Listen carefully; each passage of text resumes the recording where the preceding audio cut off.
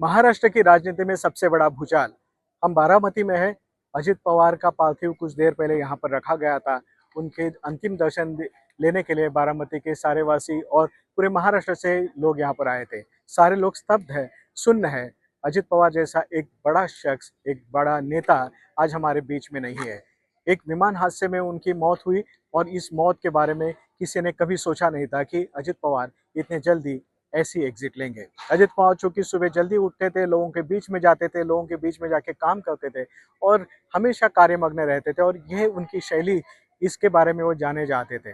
पिछले दिनों में महापालिका चुनाव के वक्त पे उन्होंने अकेले दम पर चुनाव लड़ा और साथ में शरद पवार के साथ फिर से एक बार समझौता किया। इसके बाद एक चर्चा शुरू हुई कि क्या दोनों पवार साथ में आएंगे और एनसीपी साथ में आकर इसके आगे अपना पूरी राजनीति करेगी।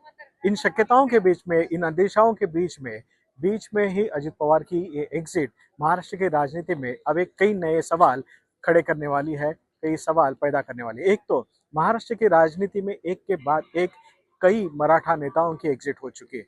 अब अजित पवार चूंकि एक कद्दावर मराठा नेता थे, हमारे बीच में नहीं है। महाराष्ट्र की राजनीति में एक बहुत बड़ा वैक्यूम मराठा नेतृत्व के लिए भी है।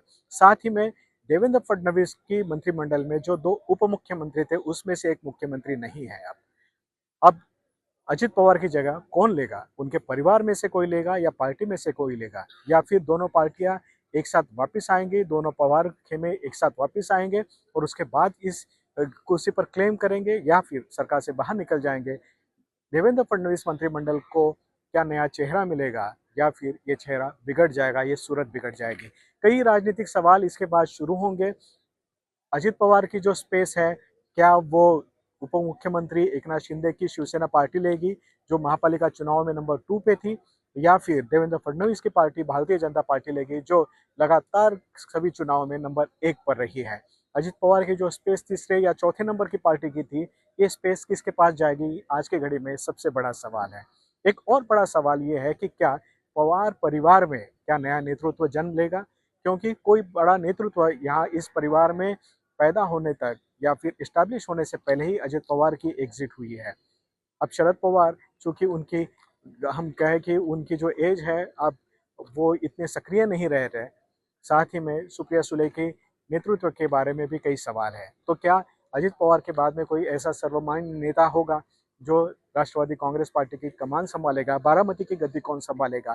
क्या यह विरासत में उन्हीं के परिवार में से किसी को जाएगी या फिर किसी कार्यकर्ता को यहाँ पर कि कोई यहाँ पे अपॉर्चुनिटी मिलेगी? ये कई सवाल अजित पवार की इस एग्जिट के बाद में महाराष्ट्र की राजनीति में आज हमको दिखाई दे रहे हैं। साथ ही में आज महाराष्ट्र की राजनीति में हम देख रहे हैं कि कई अलग अलग गुट हैं। देवेंद्र फडणवीस के साथ में जब ये अलायंस हुआ था अजित पवार का, तब वो खुश नहीं थे।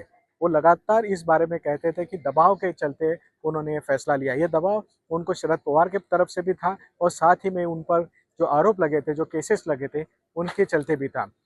अजित पवार के साथ में जितने भी लोग आए थे, उन सभी पर कुछ ना कुछ केसेस थे और ऐसे में सत्ता के साथ रहना एक सबसे बड़ी जमानत थी, एक बहुत बड़ा बेल था। अब ऐसे में अजित पवार नहीं है, तो ये भूमिका कौन अदा करेगा? इसी के ऊपर राष्ट्रवादी कांग्रेस पार्टी का भवितव्य निर्भर है, साथ ही में पवार परिवार की राजनीति का अगला कदम भी। फिलहाल इतना ही। बारामती से मैं रविंद्र आम्बेकर।